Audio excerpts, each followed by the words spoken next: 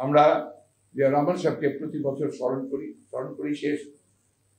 আপনার দরিদ্রদের মধ্যে খাদ্য বিতরণ করি, ওটাও শেষ। তারপর কিন্তু জিয়া রহমানকে আর অনুসরণ করি না। আপনারা যদি পররাষ্ট্র নীতির সম্পর্কে পড়েন বিস্মিত হয়ে যাবেন। উত্তর কোরিয়ার কিম ইল সুং নেতা, তাকে প্রধান অতিথি করে নিয়ে গেল তার প্যারেডে, তার আপনার স্বাধীনতা দিবসে। ভারতের মোরারজি দেশাই তার সম্পর্কে কমেন্ট করলেন যে একটা emerging leader of south Asia. এই জিনিসগুলো কিন্তু আমরা অনেকেই জানি না, বলতেও চাই না, বুঝতেও চাই না। আমরা শুধু ওইভাবেই স্লোগান দিয়ে রাজনীতি করতে চাই। শুধু স্লোগান দিয়ে রাজনীতি করলে হবে না, জেনে শুনে রাজনীতি করতে হবে। আমরা তো আসলে ভাবে হলেও সত্য যে আমরা অন্যান্য দলগুলোর দিকে, দু একটা দলের দিকে যদি তাকে দেখবেন, আমি একটা রেফারেন্স দিয়ে বলতে চাই, আমি জামাতে ইসলামের রাজনীতি সমর্থন করি না। কিন্তু জামাতে ইসলামের যে কৌশল, তাদের যে রাজনীতি যে প্রক্রিয়া অত্যন্ত বিজ্ঞানসম্মত, বৈজ্ঞানিক, ঠিক কমিউনিস্ট পার্টির মতোই অনেকটা।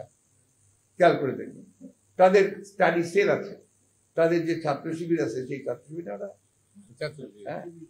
শিবির ছাত্র শিবিরের প্রত্যেকটা সেল আছে। তাদের লেখাপড়া করতে হয়, বই পড়তে হয়, সেই বই পড়ে তাদেরকে উত্তর দিতে হয়। এবং সেখানে দেখবে যে তারা নিজেরা বই প্রকাশ করে, পত্রিকা প্রকাশ করে। এগুলো কিন্তু আপনার চর্চা যদি না থাকে, জ্ঞানের চর্চা ছাড়া, জ্ঞান ছাড়া আপনি কখনো সাকসেস অর্জন করতে পারবেন না। এটা অত্যন্ত সত্য কথা, যেটা ব্যাপারে শেয়ার করেছে। আমি আজকে খুব বেশি কথা বলতে চাই না। প্রেসিডেন্ট জিয়া সম্পর্কে শুধু এটিকে আপনার বললাম যে আপনারা তাকে জানার চেষ্টা করেন, বোঝার চেষ্টা করেন।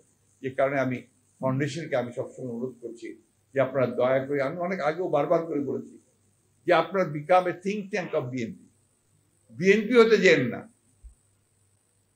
থিঙ্ক ট্যাঙ্ক হন বিএনপি। এবং আপনারা বইপত্র শুধু নয়, আপনারা আলোচনা করেন, সেমিনার করেন, নট দিস টাইপ অফ আলোচনা, সেমিনার করেন, ওয়ার্কশপ করেন, যার মধ্যে দিয়ে জিয়া রহমানকে আরো বেশি করে আমরা জানতে পারি, ছড়িয়ে দিতে পারি, বোঝাতে পারি। একটা বিরূপ পরিবেশে আমরা আছি। আপনি জিয়া রহমান কথা বললেই আপনাকে মারতে আসবে। এবং এখন তো কনস্টিটিউশনে এমন কিছু ঢুকিয়েছে যে সত্য কথা বলতে গেলে আপনাকে আবার রাষ্ট্রদ্রোহিতার মামলায় দিয়ে দেবে, তাই না? তো এর মধ্যেই তো আমাদেরকে কাজ করতে হবে, এর মধ্যেই তো আমাদেরকে আমরা নিয়ে আসতে হবে জিনিসটাকে সামনে। তাই আমরা যেভাবে পড়ি আমরা সেইভাবে নিয়ে আসবো ইনশাল্লাহ। ইনশাল্লাহ বলেন, কিন্তু কাজ করেন না, কিন্তু মনে করেন না। আমি যে কথাগুলো আপনাদের বলছি আজকে, আমি কিন্তু নিজে একজন শিক্ষক ছিলাম, যে কারণেই আমি কথাগুলো আজকে আবার আপনাদেরকে বলছি যে নলেজ বেসড, যেটা উনি বলেছেন, নলেজ বেসড সোসাইটি ছাড়া সেই কখনো উঠতে পারে না। কি ভয়াবহ চিন্তা করেন। এখন আমাদের পত্রিকা খুললে আপনি লুট আর লুট আর লুট ছাড়া কিচ্ছু পাবেন না। অদ্ভুত। তারপর কারা লুট করছে?